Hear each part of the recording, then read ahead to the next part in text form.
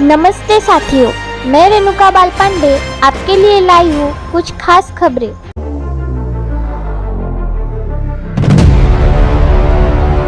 उत्तर प्रदेश के मुखिया योगी आदित्यनाथ का वचन ही शासन है।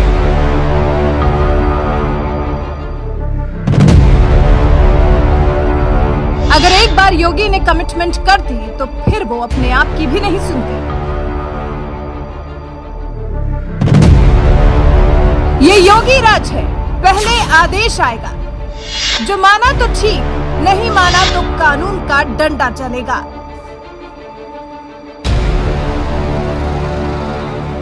प्रचंड बहुमत के साथ सत्ता में लौटे योगी आदित्यनाथ का सरकार चलाने का यही फंडा है। उन्होंने अपने पहले कार्यकाल में ही सीए दंगे के दौरान चौराहे पर आरोपियों के पोस्टर लगवाकर बता दिया था कि उनकी सरकार को दंगाइयों और अराजक तत्वों से निपटना अच्छी तरह आता है। मुद्दा चाहे अवैध बूचड़खाने बंद करने का हो, शोहदों पर लगाम लगाने का हो या गौ हत्या पर रोक लगाना, योगी सरकार इसी सख्ती से इन मुद्दों से निपटती है। जो मानता है ठीक, नहीं मानता है तो उसके खिलाफ कानून का डंडा चलता है। ये सरकार की इसी सख्ती का असर है कि अगर योगी की ओर से कोई आदेश आता है तो उस पर बिना इफ बट के तुरंत अमल किया जाता है। अब ताजा मुद्दा मस्जिदों में लगे लाउडस्पीकर का ही ले लीजिए। महाराष्ट्र में जब से मनसे अध्यक्ष राज ठाकरे ने उद्धव सरकार को मस्जिदों से लाउडस्पीकर हटाने के लिए 3 मई तक का अल्टीमेटम दिया है, सरकार को समझ में नहीं आ रहा है कि वो क्या करे क्या ना करे, क्योंकि एक तरफ उसे मुस्लिम समुदाय की नाराजगी का डर सता रहा है तो वहीं दूसरी तरफ हिंदू समुदाय की नाराजगी का। लेकिन उसी लाउडस्पीकर मुद्दे को जितने बेहतरीन ढंग से उत्तर प्रदेश के मुखिया योगी आदित्यनाथ ने निपटाया है, उससे तमाम सरकारों को सीखना चाहिए। उन्होंने बस एक आदेश दिया, धार्मिक कार्यक्रम पूजा पाठ तय स्थान पर ही हो, सड़क मार्ग यातायात बाधित कर कोई धार्मिक आयोजन न हो। अपनी धार्मिक विचारधारा के अनुसार सभी को अपनी उपासना पद्धति को मानने की स्वतंत्रता है। माइक का उपयोग किया जा सकता है, लेकिन ये सुनिश्चित हो कि माइक की आवाज उस परिसर से बाहर न आए और बाकी लोगों को कोई असुविधा नहीं होनी चाहिए। नए स्थलों पर माइक लगाने की अनुमति न दे।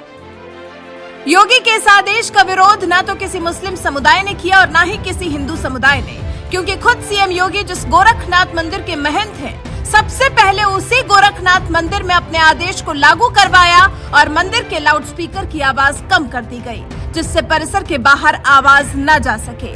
जब योगी ने खुद पहल की तो फिर यूपी की तमाम मस्जिदों से भी लाउडस्पीकर उतरने लगे।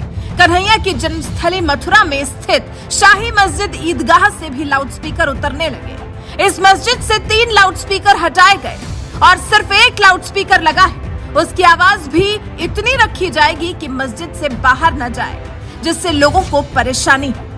लेकिन फिर भी क्योंकि हमारे यहाँ ईदगाह में अजान 11-सवा मिनट होती है, एहतियात के तौर पर पहले से भी जो सुप्रीम कोर्ट के मानक थे उसके अनुसार ही कम ध्वनि में बजाया जाता है। लेकिन फिर भी हमने 2-3 स्पीकर उतारा दिए। एक स्पीकर मात्र परिसर के लिए, वो भी कम ध्वनि का, वो उसमें जैसे अंदर इधर बजेगा। है यह नमाज के वक्त जो इमाम के मुंह से शब्द निकलते हैं वो परिसर में मस्जिद के अंदर ही अंदर दायरे में रहने चाहिए। मैंने खुद शहर में ये देखा है 1-2 जगह, जिससे कि हमारा कोई भाई एतराज न करे, किसी को बुरा न लगे।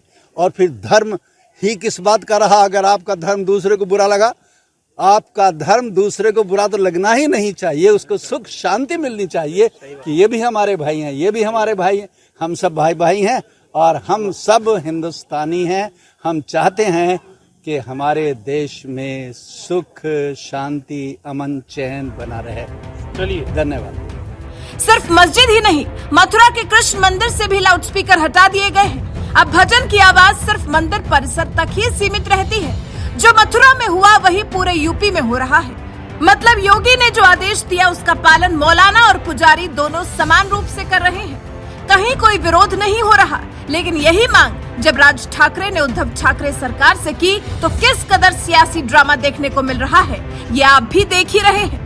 उद्धव सरकार मस्जिदों से लाउडस्पीकर हटाने के आदेश देने से ही कतरा रही है, क्योंकि उसे डर है कि कहीं ऐसा ना हो कि मस्जिदों के लाउडस्पीकर के चक्कर में कांग्रेस और एनसीपी नाराज ना हो जाए और शिवसेना से समर्थन वापस ले ले, जिससे उद्धव की कुर्सी भी चली जाएगी।